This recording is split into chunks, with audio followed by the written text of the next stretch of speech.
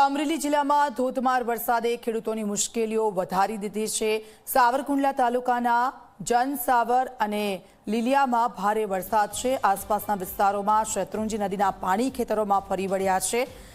અંદાજે 10,000થી વધુ વીઘા જમીનના કપાસ અને મગફળીના પાકને ભારે નુકસાન થયું છે। ખેડૂતોના જણાવ્યા મુજબ ખેતરો ધોવાઈ ગયા છે, અનેક જગ્યાએ ઊંડા ખાડા પડ્યા છે અને મોંઘા બિયારણ, ખાતર તેમજ મજૂરીનો ખર્ચ પણ પાણીમાં ગયો છે। ખેડૂતોએ સરકારની સમક્ષ તાત્કાલિક નુકસાનીનો સર્વે કરી સહાય ચૂકવવાની તેમજ જૂના સાવર ગામે ગ્રામ રક્ષક પાળો બનાવવાની માંગ ઉઠાવી છે। અમારે જૂના સાવર ગામની અંદર 3 નદીઓ, શેત્રુંજી નદી, શેલ નદી અને નાવલી નદી, ત્રણેય નદીઓનું ખૂબ પણ પાણી આવેલું છે અને ખૂબ અમારી જમીનો 10,000 વીઘા ધોવાઈ ગઈ છે જમીન। અને અમારી એવી માંગ છે સરકાર પાસે કે આનો સર્વે કરાવી અમને તાત્કાલિક ખેડૂતને વળતર મળે અને ખૂબ અમારી જમીનો ધોવાની છે।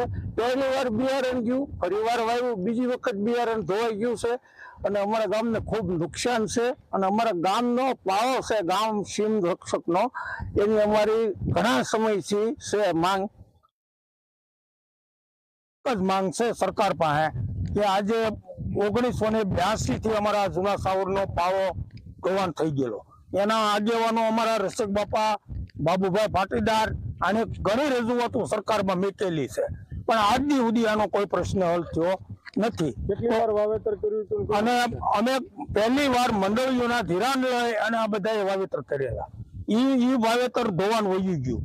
અત્યારે 1,000 રૂપિયાની ઠેલી 400 ગ્રામ કપાસ આવે છે। આવું બિયારણ ટોટલ નું વહી ગયું, પાછું ફરીવાર વાવ્યું તો ફરીવાર આ પાણી આવ્યું અને વહી ગયું।